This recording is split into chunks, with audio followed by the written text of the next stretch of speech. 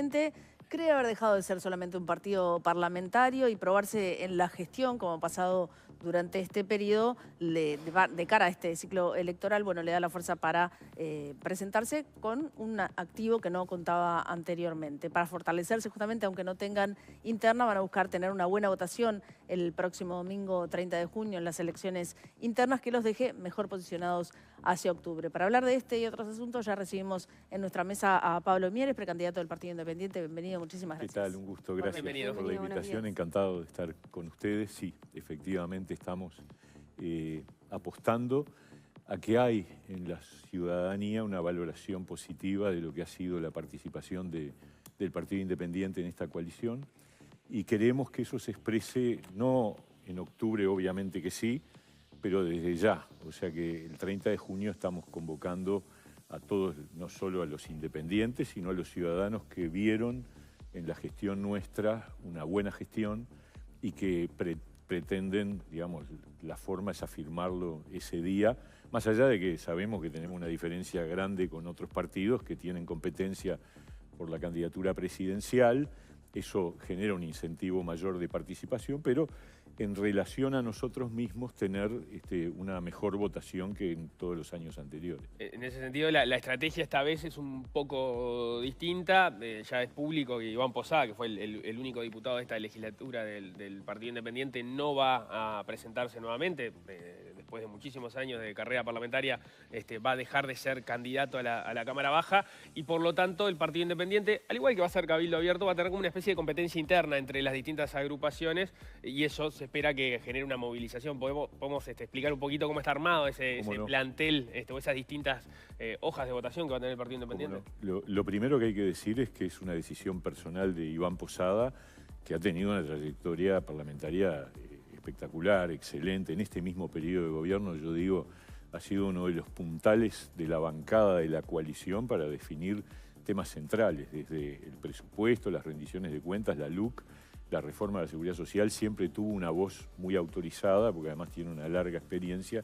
Él decidió no postularse nuevamente a la Cámara Baja, lo cual no significa que se aleje de la política. O sea, él está trabajando ahora en la campaña, forma parte del equipo de campaña, pero eso abrió una puerta a que varios compañeros, sin diferencias políticas, quizás ahí hay un matiz con respecto a otros partidos. Acá no hay diferencias políticas, hay perfiles y hay perfiles que cada uno legítimamente busca expresarse con la mayor representación posible. El caso de Daniel Pérez, actual subsecretario del Ministerio de Trabajo, que fue director de empleo en estos años, Dardo Rodríguez, que fue director del INAU en rol de oposición durante 10 años y ahora va a ser el director ejecutivo del Fondo Infancia, que tiene una larga trayectoria en políticas sociales, Gerardo Sotelo, que dirigía los medios públicos hasta hace un mes y que ahora se lanza a la candidatura, porque estas listas además se van a presentar, las que quieran, de las 4 que además se presentan en interna. La interna no es que va a ordenar una lista única de diputados, vamos a tener... Las 4 pueden presentarse a la candidatura de diputación en octubre. Y la cuarta es Renzo Gatto, que es nuevo en la política, él, pero es hijo de Tigre. Es hijo de Heber Gatto, el presidente de honor del partido, y que tiene una trayectoria profesional conocida en el ámbito de la abogacía y que, bueno, decide ingresar también a la política. Pero o sea que es la novedad. No ordena la lista oficial de diputados. No. No va a haber lista oficial a diputados, va a haber varias listas a diputados. El partido va a presentar un abanico abierto en Montevideo. En interior probablemente no sea igual. Ya en las internas tenemos en general una lista única. Y bueno, la candidatura a la presidencia tampoco.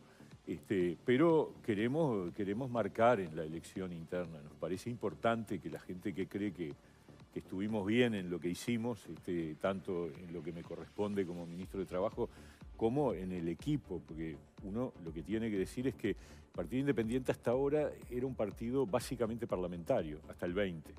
A partir de 2020, esta es la primera vez que el partido se presenta electoralmente después de haber mostrado una nueva faceta, que es la capacidad de gestión pública, y la verdad que sentimos que lo hicimos bien, que no tenemos además ningún caso de alguien que haya tenido que dar un paso al costado por algún problema, eso no le puede pasar a cualquiera, yo con eso no estoy sacando chapa de nada, yo creo que eso no hay que escupir para arriba, y creo que lo que hay que hacer es que cuando las cosas ocurren mal hay que sacarlo para afuera Igual, y otra cosa. No es la única novedad para el Partido Independiente esa de dejar la faceta de estrictamente parlamentaria. También es ves que el Partido Independiente es menos independiente, si se quiere, para mirarlo de alguna forma, ¿no? Porque recordemos todo lo que fue la elección pasada, cuando las diferencias que había en el proyecto de la alternativa, que al final no terminó gestándose justamente por las diferencias de qué hacer de cara entre octubre y noviembre, cuando se vaya a un eventual balotaje. Bueno, ahora ya está clarísimo que va a ser el Partido Independiente en un balotaje. Nosotros somos,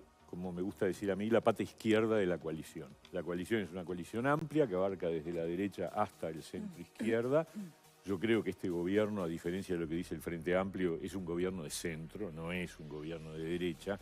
Basta comparar las decisiones y las políticas que llevamos adelante con gobiernos realmente de derecha en el mundo para encontrar que este es un gobierno bastante diferente y nosotros sentimos que esa calificación de centro, moderado, es resultado, entre otras cosas, pero queremos reivindicar, de la participación del Partido Independiente. Y lo que queremos es que en octubre eso se refleje en un cambio del equilibrio entre los componentes de la coalición, de manera tal de que un segundo gobierno de coalición tenga un Partido Independiente más fuerte, más grande y por lo tanto con mayor capacidad de incidencia. Ha tenido el Partido Independiente igual muchos cargos en esta administración, pese a ser un partido con un porcentaje de votación siempre bastante chico.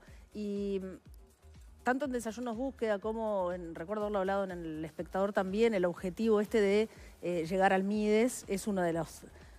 Yo lo que dije es que el partido tiene acumulaciones particulares en algunas áreas. Las políticas sociales es un caso. Yo creo que el Partido Independiente históricamente se ha mostrado un partido con un número de técnicos de primer nivel que hasta podía ser desproporcionado para el resultado electoral. El programa de gobierno del partido en general son buenos programas, bien elaborados, pero una cosa es escribir y otra cosa es hacer. Sí. Y bueno, esta vez nos tocó hacer y salió, creo, bien. Ahora, para adelante, yo dije sí, que a mí me parece que nosotros tenemos una acumulación específica en políticas sociales, porque tenemos un gran equipo de gente, porque nuestro principal objetivo es la reducción de la pobreza infantil a la mitad, ese es el planteo central. Yo diría, es un combo. En realidad, la idea es tirar abajo tres grandes problemas estructurales que hace décadas que están, que es que entre los niños son el doble de pobres que en el total de la población, ¿no? La pobreza infantil es el doble que en el total de la población. Tenemos una tasa de deserción de la enseñanza media del 50%, que es escandaloso. Era 60 cuando empezó este gobierno. Este gobierno bajó 10 puntos, está bien, pero sigue siendo terrible. Y tercero, tenemos el triple de desempleo entre los jóvenes que entre el conjunto de la población. Entonces, ese combo hay que atacarlo, porque la verdad, una sociedad integrada no puede funcionar sobre la base de estos tres problemas que no son de este gobierno, ni de los gobiernos del frente, desde la salida de la dictadura, por lo menos, está planteado. Entonces, para nosotros eso es central. Ahora, para que eso se pueda realizar y tengamos los recursos, es fundamental que el plebiscito que está impulsando el PIT-CNT no se apruebe. Porque si se aprueba, no hay plata para nada de esto. Y desde ya les digo que nosotros el 1 de julio vamos a llamar a los candidatos electos de los demás partidos y les vamos a proponer firmar un compromiso de no apoyar este plebiscito, porque corre riesgo todas esas cosas que estamos diciendo todos los candidatos, de inversión social, de poner más plata en esto, de mejorar la situación, porque la pobreza infantil ahora parece ser un tema de todos, por suerte, y bienvenido sea, pero si se aprueba el plebiscito, el déficit de las jubilaciones y pensiones se dispara de tal manera que no va a haber plata para estas otras cosas. ¿Pero no va a haber plata para eso o no?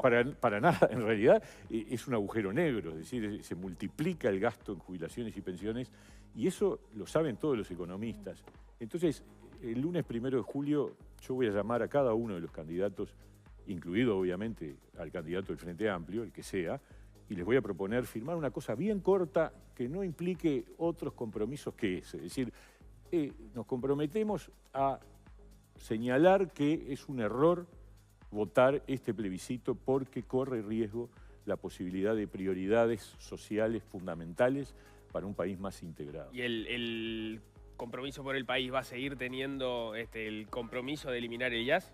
Porque la lógica, los montos son totalmente distintos, pero la lógica es igual, ¿no? Esa competencia, jubilados, niños, sí. La lógica es bajar el IAS, es la misma que si se aprueba el plebiscito y se trata de aumentar las jubilaciones más bajas. La diferencia es que estamos hablando de las jubilaciones más altas o las más bajas, ¿no? Tiene magnitudes diferentes. Eso sí. Porque pero la verdad que política es la misma, ¿no? El incremento del gasto que significa la aprobación de ese plebiscito, que según dicen todos, llegaría a las firmas en los próximos días, es que se multiplica por 5. En 25 años se multiplica por 5 la cantidad de puntos del PIB que se come el pago de las jubilaciones, comparado con la ley que se votó el año pasado. Entonces, lo del IAS es discutible. Nosotros, yo hablo a título de Partido Independiente, nosotros no tenemos la posición de que hay que eliminar el IAS, y lo discutiremos en el compromiso por el país.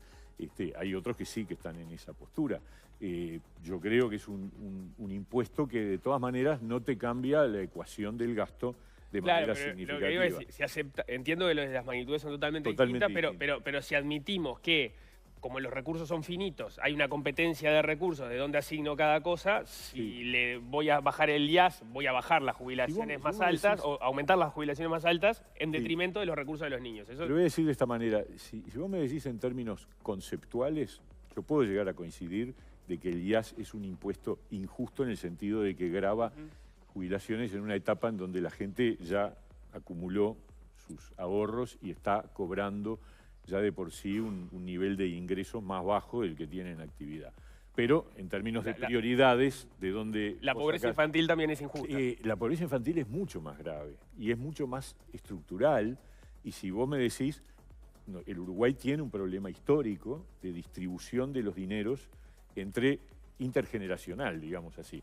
O sea, es mucho más el dinero que se vuelca a sostener a los más veteranos. Bueno, a ver, es clarísimo. La tasa de pobreza de los mayores de 65 es 2,5. La tasa de pobreza de los niños es entre 18 y 20%.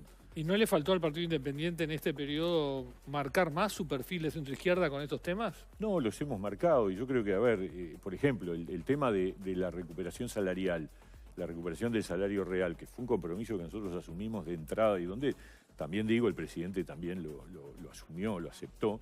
Bueno, fue un impulso que nosotros dimos y que en las negociaciones internas, obviamente, nosotros empujamos fuerte para asegurarlo, al punto tal de que hoy estamos 2-3 puntos arriba del 2019. Y no solo recuperamos lo que cayó conscientemente en el momento de la pandemia, sino que estamos arriba del año 2019 y de 2018 también, porque eso no se dice mucho, pero el 2018 y 2019 el salario real era prácticamente, no creció. Pero justamente como te dice, el presidente llevó ese punto, con lo cual no marcaron perfil, siempre hubo... Lo que pasa es que nosotros... Hay un choque entre ser leal o integrar un gobierno y marcar perfil. Cabildo marcó perfil todo el tiempo, por ejemplo. No sé si fue una buena estrategia para yo estoy preguntando si no tendría que haber hecho más. Nosotros entendimos que era mejor otra manera de manejar estas diferencias, porque pulseadas hubo, discusiones hubo, diferencias hubo, pero nosotros preferimos mantenerlas dentro de un marco en donde esas cosas no quedaran en evidencia de manera de choque o de afectación a la imagen general del gobierno. Fue un criterio. Ahora que tenemos ideas propias y distintas que otros miembros de la coalición, también ha ocurrido. A ver, voy a dar 2 ejemplos. La política de equidad de género está en manos de una compañera nuestra, Mónica Botero. Y ha habido opiniones críticas, muy críticas, de sectores de la coalición. Nosotros seguimos empujando para adelante con eso y lo vamos a seguir haciendo y estamos convencidos de que es un tema central. Y el tema de adicciones. Daniel Radío ha sido cuestionado por integrantes de la coalición de manera muy fuerte. Y nosotros seguimos sosteniendo lo que sostuvimos siempre, e incluso llevamos adelante la estrategia que la Secretaría Nacional de Drogas ha llevado adelante, ¿no? Pablo, a mí me gustaría consultarte, en realidad va muy en línea con lo que te preguntó Leo recién. El Frente Amplio dice que esta administración es un gobierno de derecha. Tú acabas de decir que no es de derecha y es de centro. Sí. ¿Cuáles son las características que lo convierten de centro? Sí. ¿Y en cuántas de ellas tuvo mucho que ver el Partido Independiente para que así sea? La estrategia de sostén a los trabajadores y a las empresas, pero sobre todo a los trabajadores y a las personas que estaban con mayores problemas durante la pandemia, fue una estrategia muy clara de un gobierno que se preocupaba por la gente que estaba pasándola mal. Eso es una realidad incontrastable, porque Uruguay además salió muy bien parado en un ranking, en cualquier ranking internacional, de cómo enfrentamos el tema de la pandemia. La reforma de la seguridad social es una reforma con muchos componentes de equidad, porque la sostenibilidad está acompañada de un componente que es el complemento solidario, que va a garantizar, y esto lo reconocen todos los técnicos, que las jubilaciones más bajas van a ir creciendo más de lo que históricamente habían crecido.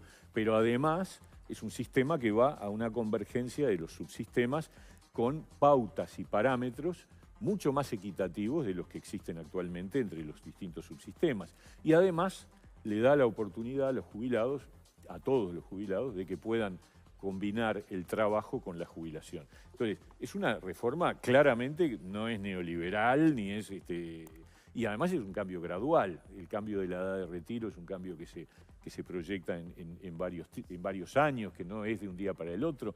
Entonces, en todo sentido, la reforma de la seguridad social es otro ejemplo. Y la transformación educativa, haber bajado la deserción 10 puntos, haber iniciado la transformación educativa. Porque miren que el Frente, cuando empezó Mujica en el 10, dijo educación, educación y más educación, y salvo la UTEC, que yo se lo reconozco porque la UTEC fue una buena cosa, pero en ANEP no pasó nada.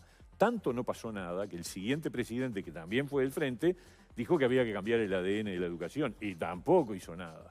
Entonces, este gobierno se preocupa justamente por uno de los temas principales, que es la educación, que es un tema central justamente porque la educación se ha convertido en Uruguay, lamentablemente, en un desigualador social. Es decir, vos mirás las tasas de deserción y las separás por quintiles de ingresos y es brutal la diferencia entre... Y mirás el desempleo y lo cruzás por nivel educativo y la gente que tiene terciaria terminada no tiene prácticamente desempleo.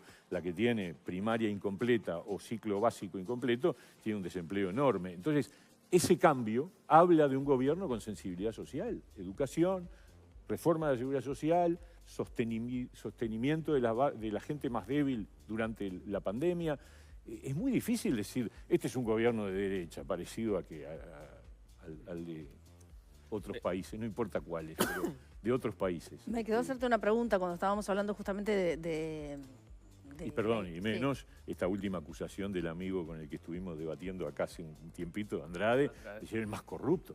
Por favor, pero ¿por qué no se miran al espejo? Si tuvieron un vicepresidente que se tuvo que ir por corrupto, ese sí, por corrupto, y en este gobierno ningún jerarca de gobierno fue procesado por delitos, salvo el caso de Penades, que tiene que ver con temas personales, pero por la gestión de gobierno... Y Astesiano, ¿no? Y Astesiano, que no era un jerarca de gobierno. El jefe de la custodia... Sí, a ver, es un cargo como... Está bien, pero... Escándalos no han faltado, ¿no? Escándalos no han faltado, pero yo creo que, a ver, se actuó separando a la gente de los cargos. Esa es la realidad. O sea, yo me acuerdo cuando empezó el primer gobierno del Frente, tuvo un director de casinos que lo sacaron del cargo el día que lo procesaron, que lo mantuvieron contra toda evidencia. Yo veía la prensa y decía, pero ¿cuándo lo van a sacar? Por lo menos separarlo del cargo. No lo sacaron hasta el último día. Pero ¿no entendés que se Hubo eligió ministros mal? procesados. ¿No entendés que se eligió mal a unos cuantos jerarcas porque han salido? Claro, y por supuesto. Si empezamos a repasar, han salido un montón, ¿no? Yo dije al principio, nosotros no hemos tenido ese problema, pero nadie está libre y no hay que escupir para arriba. Esa es una realidad. Ahora, yo creo que el presidente de la República, con los casos que ocurrieron, tomó decisiones, algunas difíciles, porque estaban muy cerca de su entorno. Y esa es una señal que a mí me parece valiosa. Porque es decir, bueno... También es verdad que en muchos casos que fueron renunciando, en algunos casos faltan explicaciones y y las explicaciones el gobierno las podría dar, y bueno, está en la órbita. Las tiene que dar la justicia. Y está en la órbita judicial. Claro. Lo que pasa es que muchas veces también lo que laude la justicia no necesariamente lauda las decisiones políticas que se toman. Bueno, porque también son decisiones las relevantes, y ahí se da un juego en el cual empieza a entreverarse la situación en la cual esperamos a la justicia que laude, pero cuando lauda la justicia ya se toma eso como la explicación política, y no es lo mismo, ¿no? Son dos cosas distintas. Y además, y gente que es removida que después termina trabajando. Pero fíjate la diferencia con los gobiernos del Frente Amplio, que siempre esperaban hasta el final, hasta que la justicia estableciera responsabilidades para sacar a la persona. Pero ahora y acá al revés, acá estamos con varios casos que fueron removidos y que la justicia todavía no laudó. No, pero en algunos de esos casos, esas personas salen del cargo, pero siguen trabajando para el gobierno. O en otros casos, no hay una intervención judicial, pero se potencia un candidato que fue sacado, que fue obligado a renunciar y que va a ser candidato a la intendencia de Salto. Entonces, en realidad, sí, lo sacamos, pero lo apoyamos. La verdad, esas son decisiones partidarias de cada partido. Yo en eso no me voy a meter. Yo me hago cargo de lo que el partido es. Lo que sí me hago cargo también es de que el gobierno sí, cuando ocurren esos hechos, ha actuado y ha desplazado cargos, y me parece que eso es valioso, es importante, son señales. Capaz que hay más casos y capaz que en algún caso no se actúa. Bueno, veremos, pero la verdad, yo siento que el tema es que nadie está libre de estas cosas, nadie, ninguno, y el tema es cómo actúas cuando ocurren. Y cuando ocurren hay que ser cáustico, porque es la señal que la ciudadanía valora, digamos. Me quedó una pregunta pendiente de hace un ratito, que era, vos mencionaste el plebiscito y lo que puede pasar con el dinero, ¿no? Pero pongámosle que el plebiscito no sale y hay que hacer el compromiso por el país. Y ahí lo que quiero consultarte es, en ese compromiso por el país, ¿el Partido Independiente va a plantear un porcentaje determinado a destinar justamente a políticas de primera infancia? Vamos a plantear que esta es para nosotros va a ser la prioridad 1. Sí, el tema de reducir la pobreza infantil se puede a la mitad en un periodo de gobierno, y no es solo plata. Hay que construir también, desarrollar más que construir, porque están instrumentos que apoyen a esos hogares, porque al final... No es solo plata, pero sin esa inyección económica hay que darla, no se sale. Sí. Eso va a ser una cosa que nosotros vamos a poner arriba de la mesa con mucha fuerza. ¿Y en qué están pensando ahí? ¿En qué porcentaje del PBI? No, bueno, ese es un tema que hay que discutir, pero nosotros hablamos de alrededor en el periodo, como unos 500 millones de dólares para bajar la pobreza infantil a la mitad. Es un número importante. Y sostenerla después, porque no solo bajarla, sino después es poder mantenerla, exacto. Esa baja. Pues yo creo que nosotros tenemos que apostar, y el Uruguay tiene que apostar, a volver a construir la idea entre toda la ciudadanía de que el camino de ascenso social es el camino de la educación y del trabajo. Y eso está afectado en una parte de la ciudadanía. Y claro, y está afectado porque en parte hay obstáculos que impiden que ese objetivo de la educación sea valorado como posible, porque si un gurí nace y vive los primeros años en un hogar pobre, con privaciones, etc., es mucho más probable que deserte a que si tiene en esos años un apoyo mucho mayor. Y no estamos hablando de cantidades enormes, porque lamentablemente en Uruguay nace cada vez menos niños. Entonces el 20% de los niños es alrededor de 35.000, 40.000 niños que viven no uno por hogar, sino más bien más de uno por hogar. Entonces estás hablando de 20.000 hogares, que la gran mayoría son de jefatura femenina, porque son monoparentales. Entonces hay que focalizar. El tema es que esos recursos lleguen efectivamente, y por eso el Fondo Infancia que promovió Iván Posada y que nosotros impulsamos fuertemente y que está aprobado y que está por empezar a funcionar ahora, es clave, porque es el que va a monitorear la focalización de los recursos. Y yo creo que ese es un punto que nos cambia, sin perjuicio de que mientras tanto hay que tener una política de seguridad fuerte, firme y contundente. Y en ese sentido quiero decir una medida fundamental, que es que la policía tiene que volver a los barrios. El proceso que existió en el periodo de gobierno anterior y que en este todavía no se ha revertido, de vaciar las comisarías y de juntar a la policía en unidades centralizadas, tiene el problema de que vos dejás a los vecinos sin respaldo. Y yo creo en la policía que conoce a los vecinos, que sabe dónde están, que quiénes son los que delinquen, etc. Y por supuesto hay que votar la derogación de la prohibición del allanamiento nocturno, porque es un instrumento, es una cosa anacrónica de la época de 1830, y que yo creo que es un instrumento más para el combate al delito, ¿no? Bien, ya vamos a tener tiempo Porque de profundizar en los no quiero aspectos programáticos. ser naif, hablar solo de las cosas sociales. Nos preocupa la seguridad, muy bien. absolutamente, y la violencia. Vamos a tener tiempo de profundizar programáticamente en las propuestas del Partido Independiente, porque Pablo Mieres va a ser uno de los que va a pasar de pantalla el 30 de junio y va a estar en camino a octubre. Y el 1 de julio los voy a llamar a todos los demás. Bien. Y le voy a decir, firmemos este compromiso. Vamos a hablar contigo a ver qué respuesta te dan los candidatos. Claro. Pablo Mieres, muchísimas gracias. No,